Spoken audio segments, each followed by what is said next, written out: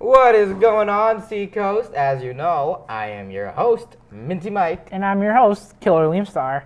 Let's get right into the news. What a weekend, Liam. You know what, Mr. SHS and the really exciting sporting event, the African Cup.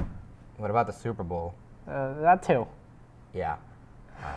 So let's talk a little bit about Mr. SHS. Why talk when we can watch it?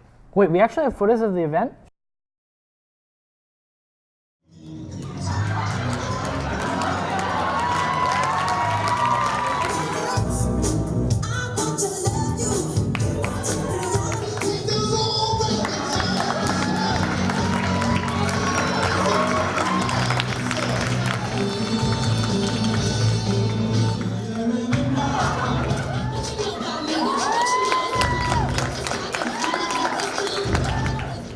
So, they say tragedy plus time equals comedy.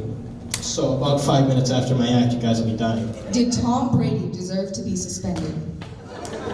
Most definitely. Did not know. Yes, we see all of our lucky guys and our winner with the crown, Mason Patrick. It was good. Yeah, it was pretty relaxing. Think about today. I thought it was pretty good. The kids were very funny. It was a good time. Everyone was laughing. What's your reaction on today? I'm just proud I got that 3W. Wow, that seemed like a lot of fun. Yeah, I'm sad that Isaiah didn't win, though.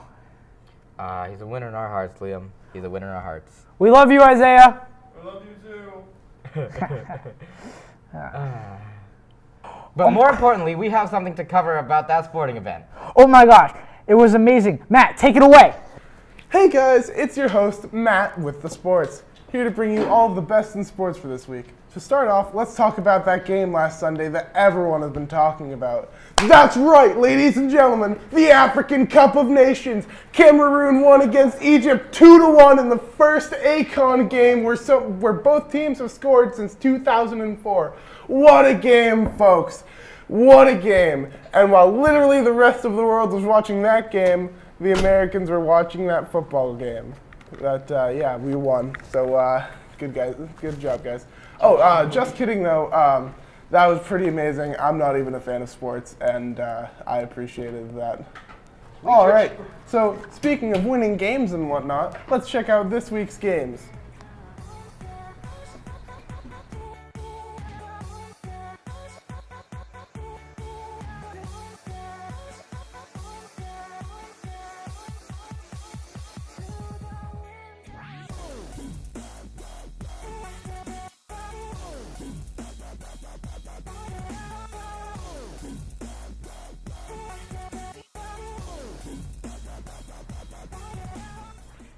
Radical. And now for this week's sports coverage segment.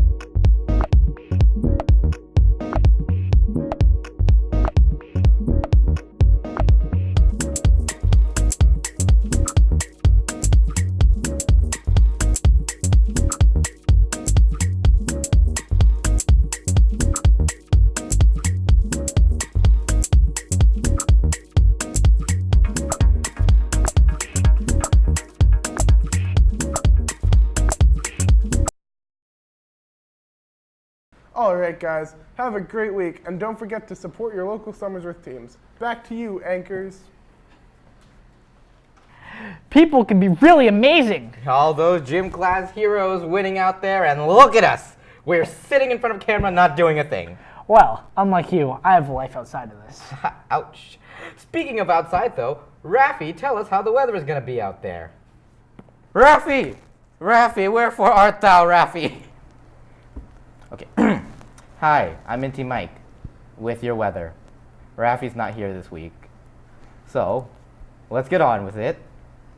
Today, Friday, it's going to be partly cloudy with a high of 15 and a low of 7. Tomorrow, Saturday, it's gonna be snow showers with a high of 22 and a low of 21. Sunday, fun day. It's gonna be sun, rain, and snow with a high of 39 and a low of 35. And on Monday, it's gonna be partly cloudy with a high of 40 and a low of 24.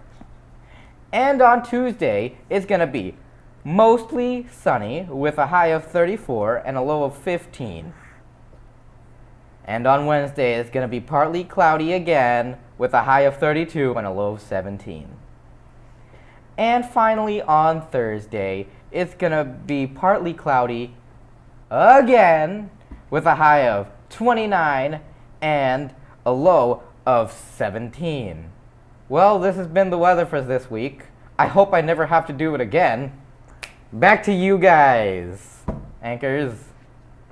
What's going on in the world right now? I don't know. Well, I'm gonna find out. Hey guys, Welcome to our brand new international news segment. where we keep you up to date on what's happening all around the globe. I'm your host, the People's Champion. And I'm Matt Travers. Wait. What? We gotta think of our own intro. Well, news! All right. Earlier this week, Haiti swore in a new president. Jovenel Moïse took office last Tuesday after a rough political campaign during which the 48-year-old banana exporter was accused of laundering $5 million through suspicious money transfers. Corruption is a huge problem in Haiti, a country where more than 6 million people live below the poverty line and where many are still displaced after the infamous earthquake from 2010. With all that in mind, we hope we can only hope for the best of the new president. Environmentalists from our northern neighbor rejoiced this week as bison returned to the Banff National Park in Alberta, Canada. Did somebody say Canada? Yep, after hunters drove the bison nearly extinction more than 100 years ago, 18 bison, mostly pregnant, 2 years old, were reintroduced in an effort to repopulate the area. This comes as fantastic news for environmentalists, and with plans on increasing the numbers over the next few years, we can only be sure that bison are here to stay. Kabul is the capital of Afghanistan, and it was a near constant state of war and civil conflict from 1978 to 2001, and up until U.S.-led forces overthrew the Taliban and took back control of the country. Since then, Kabul has been the site of periodic and isolated suicide bombings from a number of terror groups. Our best wishes go out to the families of those affected, and on to a more positive note, there's an international news segment. I feel so informed. Speaking of informed, send us information through our email SWENShow4356@gmail.com or our Twitter, @SWENShow. or talk to us directly, like real human interaction. But that's scary. Okay. Well, Seekos, that's all the time we have for today. Have a fantastic weekend, and remember to stay classy, Seekos.